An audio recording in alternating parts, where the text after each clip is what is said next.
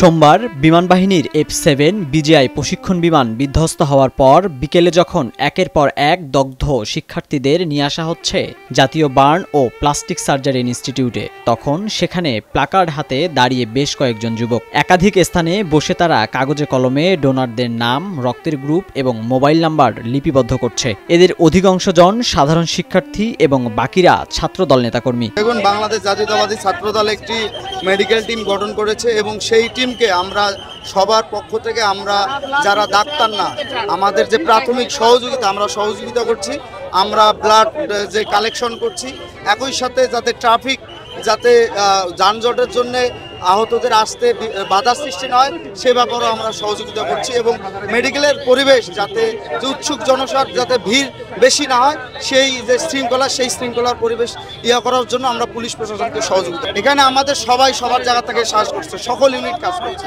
এখানে আমরা কাজ করছি, ঢাকা মেডিকেলে কেউ কাজ করছে, সবাইকে নির্দেশনা দেওয়া আছে যেখানে আহত সেখানে আমরা যাতে আমাদের সাধ্যমতো সহযোগিতার হাত বাড়াই। এই তো নির্দেশনা, আমরা তো সাংগঠনিক টিম করে দিয়েছি, ইতিমধ্যে আমাদের প্রেস রিলিজ দেওয়া হয়েছে, এটাই তো আমাদের নির্দেশনা।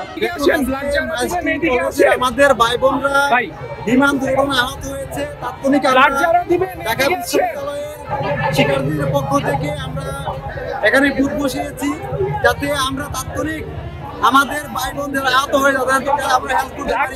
শোকাবহ পরিস্থিতিতে তারা স্বেচ্ছায় এগিয়ে এসেছেন আত্মমানবতার টানে। কেউ মাইকে রক্তদাতাদের রক্ত দিতে আহ্বান জানাচ্ছেন, কেউ বা বলছে কারো রক্ত লাগলে এখান থেকে নিয়ে যান। মানব কল্যাণে যারা এগিয়ে আসতে চান, যারা রোগীর জীবন বাঁচাতে চান, যারা মুমূর্ষ রোগীর জীবন বাঁচাতে চান, যারা ব্লাড দিতে চান, তারা আমাদের সাথে যোগাযোগ করুন। আমরা রোগীরা আমাদের কাছে আসছে এবং বলতেছে ব্লাড লাগবে, তখন আমরা নিজেরা ডোনা নিয়ে যাইতেছি।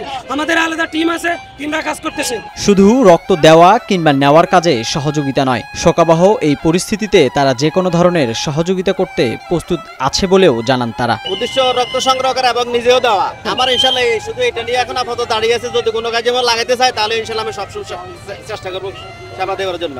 জাতীয় বার্ন ও প্লাস্টিক সার্জারি ইনস্টিটিউটের সামনে অসংখ্য যুবককে দেখা গেছে রক্তদাতা হিসেবে নিজেদের নাম লিপিবদ্ধ করতে। অনেকে কাগজে নিজের রক্তের গ্রুপ লিখে নিয়ে দাঁড়িয়ে আছেন হাসপাতালের সামনে। লোটাস আহমেদ, নয়া দিগন্ত।